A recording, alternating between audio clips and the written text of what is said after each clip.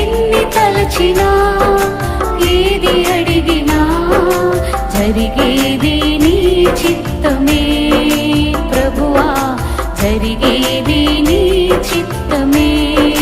నీ వాక్కుకై వేచి ఉంటిని, మా ప్రార్థన ఆలకించుమా ప్రభువా, మా ప్రార్థన ఆలకించుమా.